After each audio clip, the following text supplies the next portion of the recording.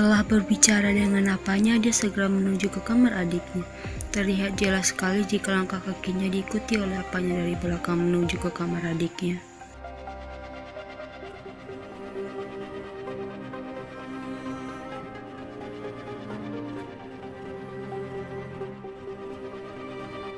Setelah sampai di apartemennya, dia langsung merebahkan tubuhnya ke atas tempat tidur. Terlihat sekali wajahnya sangat frustasi, bahkan matanya terlihat agak membengkak karena menangis. Dia tidak bisa menerima kenyataan jika musuhnya adalah kekasihnya sendiri. Dari tadi dia sudah mencoba menghubungi kekasihnya, tapi seseorang di seberang sana tidak mengangkat panggilannya. Dia semakin sangat frustasi sekali sekarang.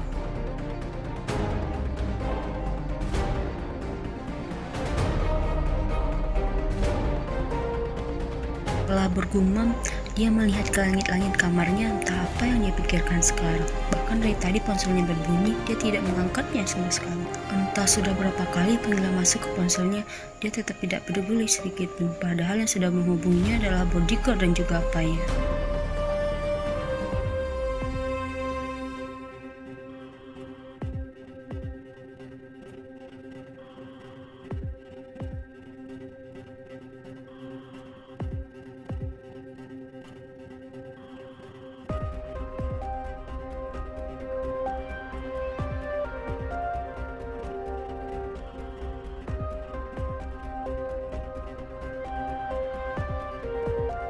Setelah selesai menghubungi seseorang lewat ponselnya, lalu dia memeluk pinggang kekasihnya dari samping sambil berbicara dengan temannya.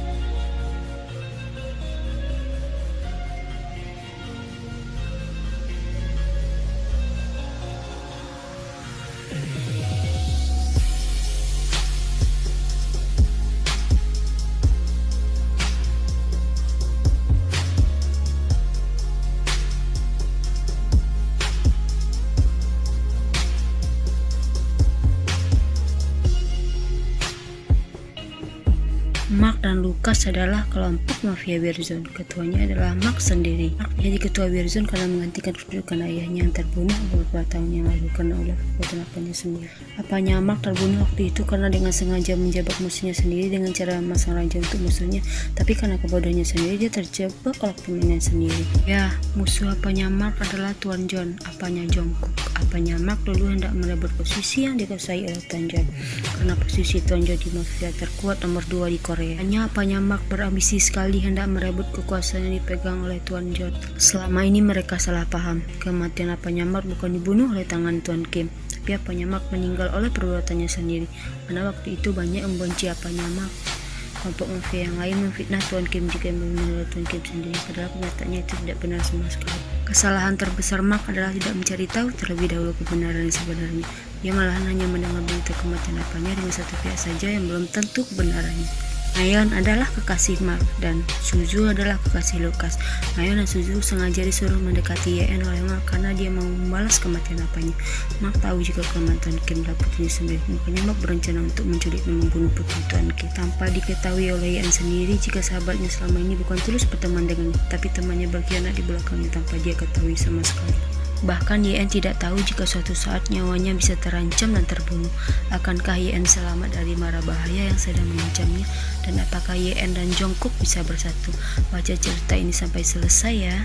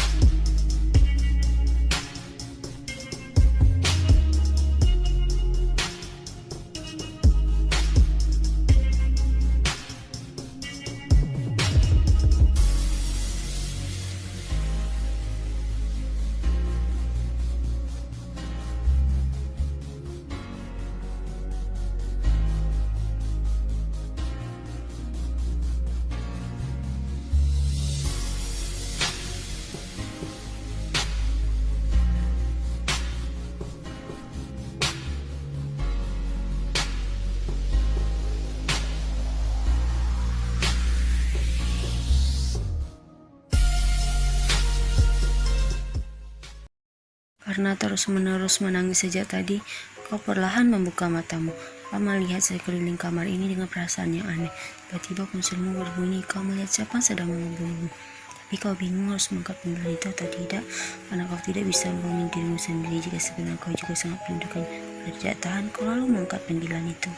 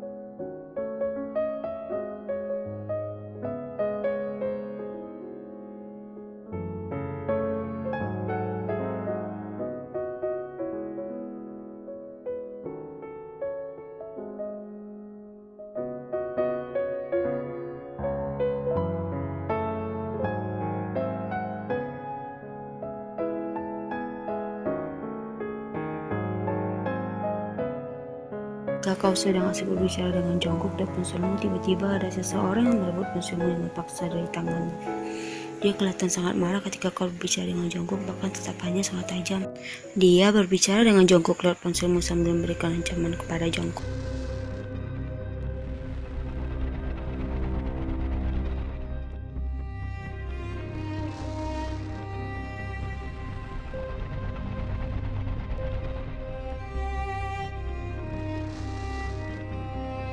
Karena Taehyung kesal mendengar ucapan jongkok lewat ponsel, lalu dia mematikan panggilan itu secara sepihak dan melemparkan ponselmu dengan sangat keras ke atas tempat tidur.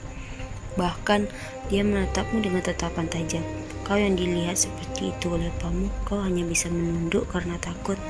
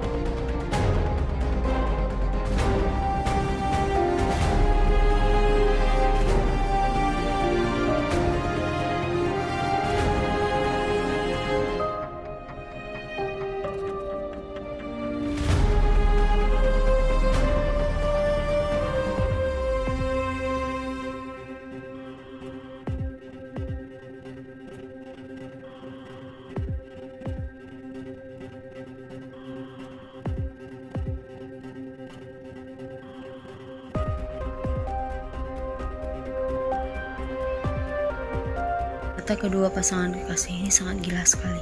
Padahal mereka belum menikah, tapi mereka berani sekali melakukan seharusnya tidak mereka lakukan. Anggota mafia Birzon memang dikenal dengan sangat gila. Mereka bukan hanya berambisi untuk membunuh, tapi mereka juga sangat berambisi apa saja yang dilakukan oleh anggota mafia lain. Bukan itu saja, mereka juga pembunuh yang sangat sadis. Anak buah anggota Birzon sangat banyak.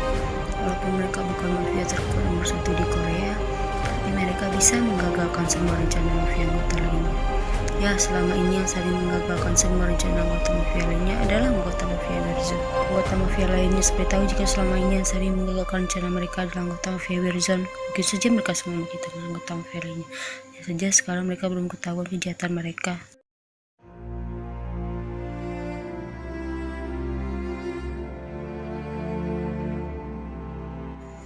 Kau sekarang sedang di dalam kamar, entah apa yang sedang kau pikirkan. Tiba-tiba ponselmu berdering, kau segera mengangkat panggilan itu.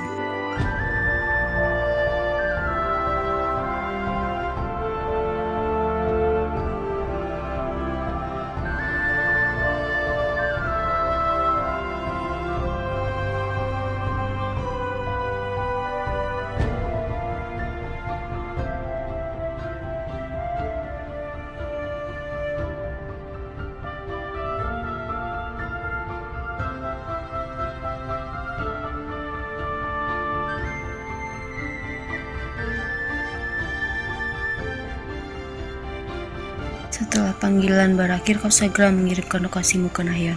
Tanpa kau ketahui, nyawamu sekarang sedang dalam bahaya. Bahkan kematian bisa saja menimpamu. Semoga saja nanti ada seorang yang menolongmu ketika kau sedang berada dalam bahaya. Sejak pembunuhan itu sampai sekarang dia tidak menghubungimu sama sekali. Kau yang sedang larut dalam pikiranmu tiba-tiba dikejutkan oleh suara ketukan pintu dari luar kamarmu. Mendengar hal itu, tentu saja kau dengan cepat membuka pintu itu.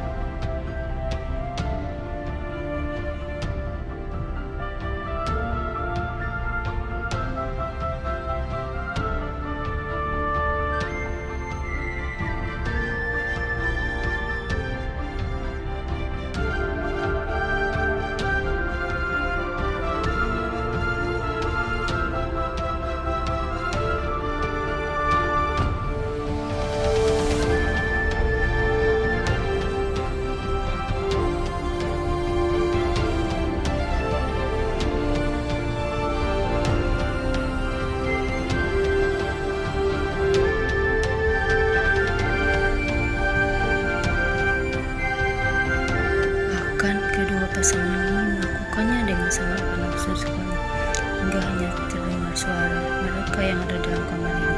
Bahkan suara dalam kamar ini begitu sangat panas karena ulah perbuatan mereka berdua menumpahkan rasa rindu mereka karena tidak bertemu beberapa hari. Apa mereka sadari ada seseorang yang sedang menyupingkan dengan panas mereka di luar kamar? Ya, itu adalah Nahyun, sahabat dia yang baru saja sampai di mansion ini.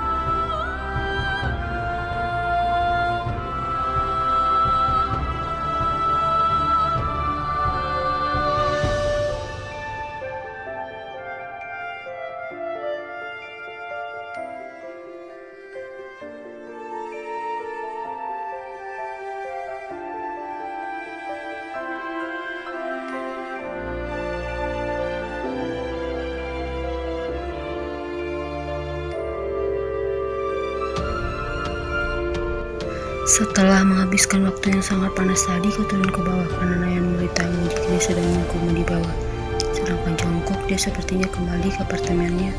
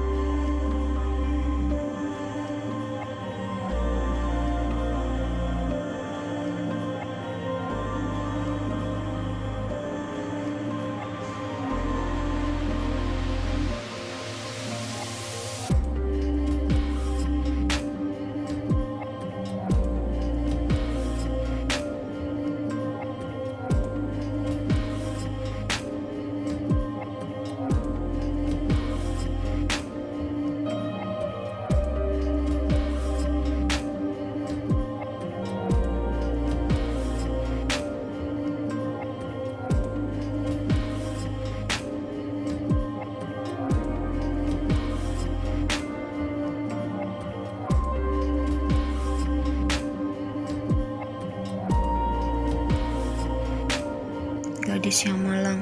Bukannya mendengar pancokan apanya, tapi dia malah mementingkan egonya sendiri.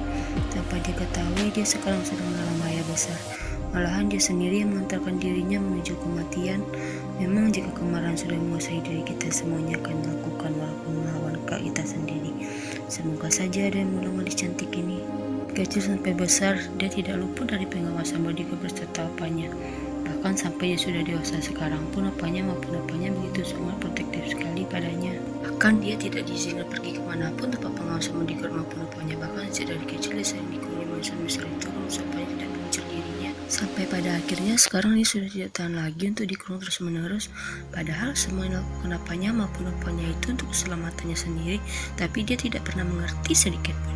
Apanya maupun apanya melakukan semua itu untuk baikkan dirinya sendiri, karena banyak musuh besar apanya di kalangan mafia yang mengincar dirinya. Makanya apanya memenanginya dengan sangat keras tanpa diketahui sedikit pun. Maka setiap harinya Maya sangat membutuhkan dirinya, karena Maya tidak mau kehilangan dirinya, tapi dia tidak juga mau mengerti semua yang dilakukan apanya maupun apanya kepada dirinya, karena mereka sangat menyayanginya.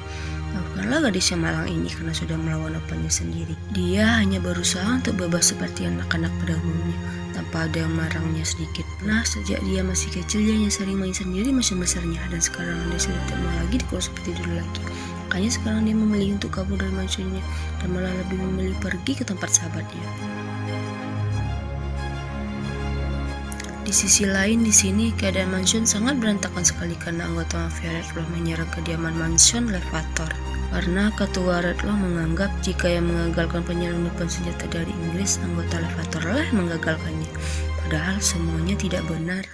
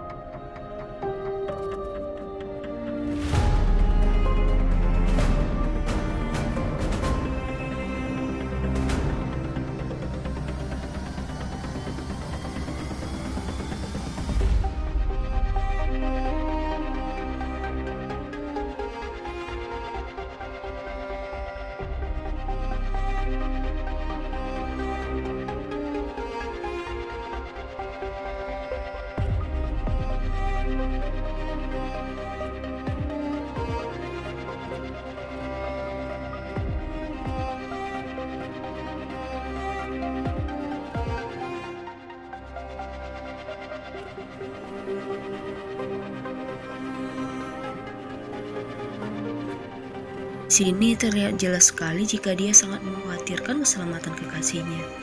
Dia tadi sudah menghubungi kekasihnya agar mereka berdua bertemu di apartemen miliknya. Tapi yang ditunggu-tunggu juga belum datang sama sekali.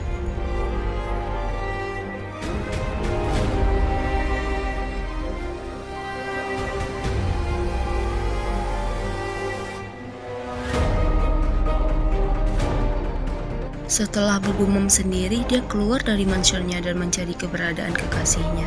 Terlihat jelas sekali di raut wajahnya jika dia sangat mengkhawatirkan kekasihnya. YN sedang mengunjungi kedua sahabatnya di rumahnya. Tapi entah kenapa sekarang dia malah berada di sini dalam keadaan tidak sadar karena seseorang membiusnya. Ya, yang membiusnya adalah kedua sahabatnya, Nayeon dan Suzu. Mereka lah yang membawa YN ke sini karena atas perintah Mark sendiri.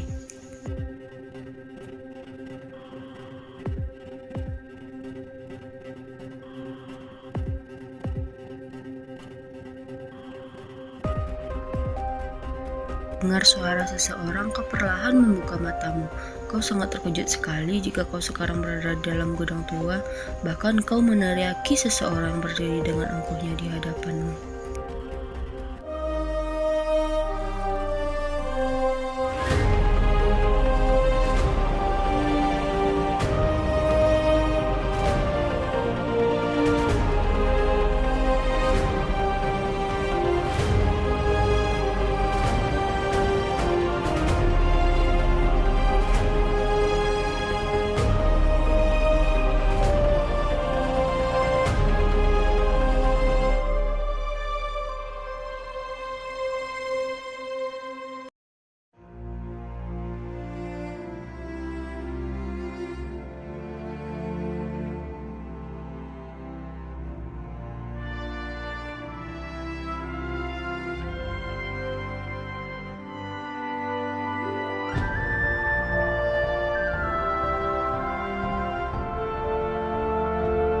Jika Mark ingin menyentuh tubuhmu, tiba-tiba suara berat seseorang menghentikannya.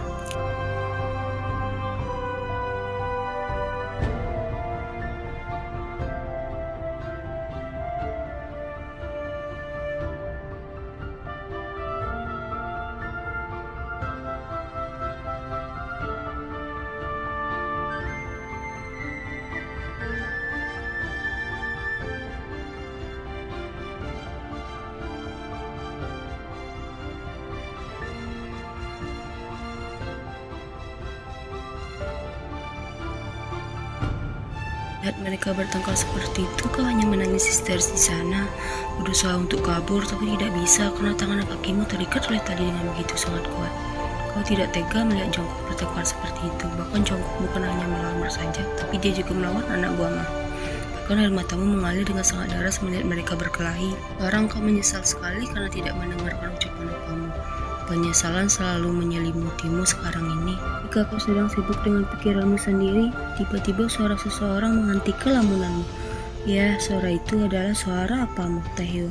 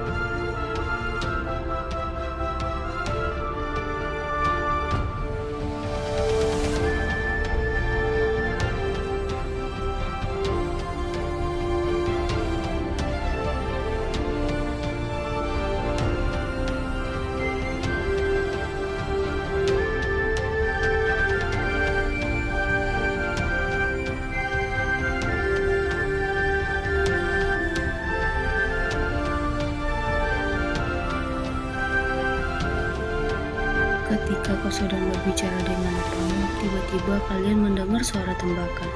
Ketika melihat siapa yang kena tembakan, air matamu jatuh begitu saja. Jongkok berusaha menyelamatkan apamu, Taehyung, dari tembakan itu. Bahkan dia rela merelakan nyawanya agar apamu bisa selamat. Jongkok memeluk tubuh apamu, Taehyung. Akibatnya dialah yang kena tembakan itu.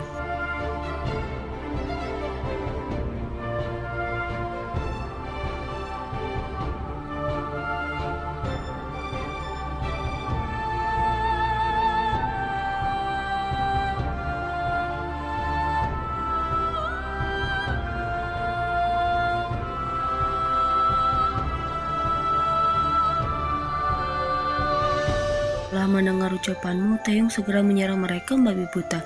Bahkan Taehyung memberikan pukulan sangat keras kepada Mark. Ternyata dialah yang telah berani menembak Taehyung tadi.